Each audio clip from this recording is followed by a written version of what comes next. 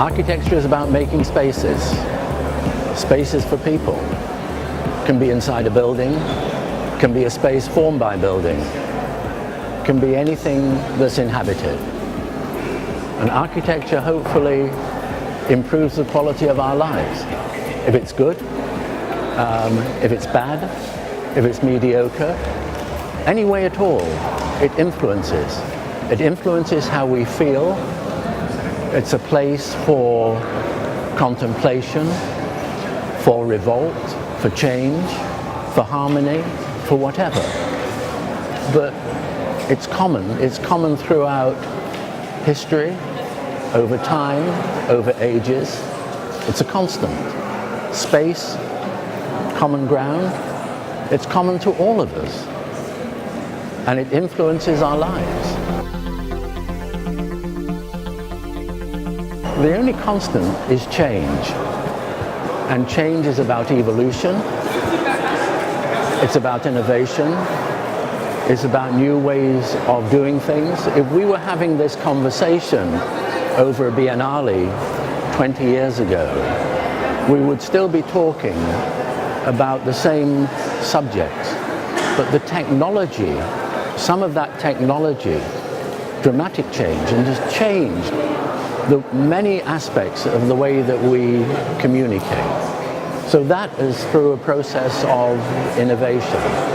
And innovation can also come through buildings, but in the end, it is about the enduring qualities, about those qualities which don't change. So the technology of electronic communication still brings you and I together here at this event.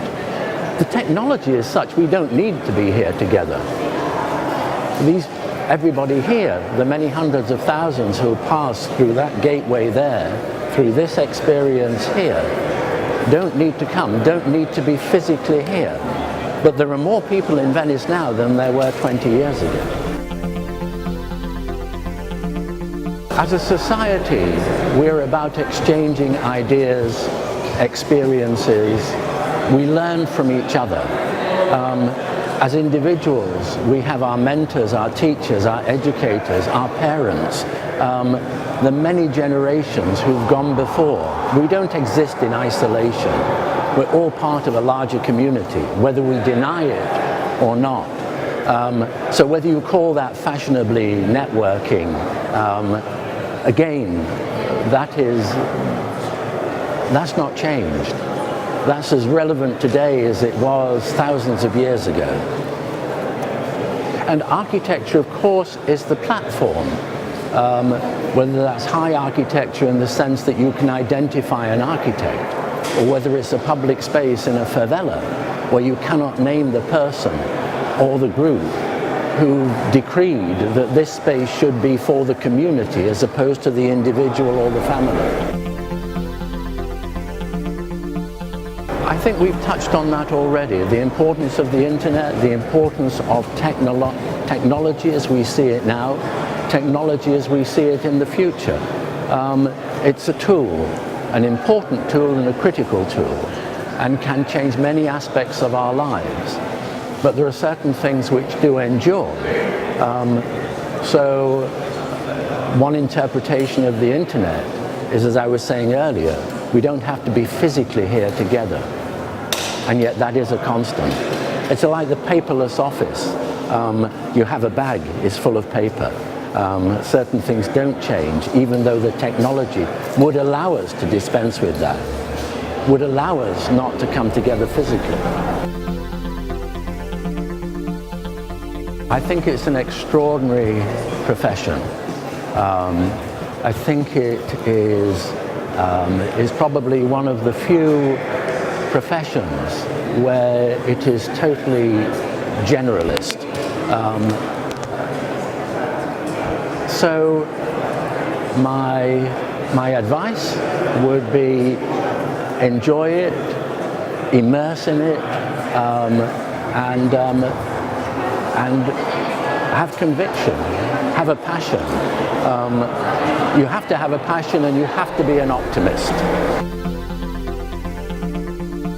I think it's that probably the most difficult design problem is how, when you have a passion for architecture, and when you're driven by curiosity and the sharing of experiences and research, all of which enable you to work as a designer, that when the scale of those opportunities grow and you genuinely believe that architecture is about different specialities coming together as a team, dissolving their own identities and working together as a group, as the scale of those projects and the scale of the team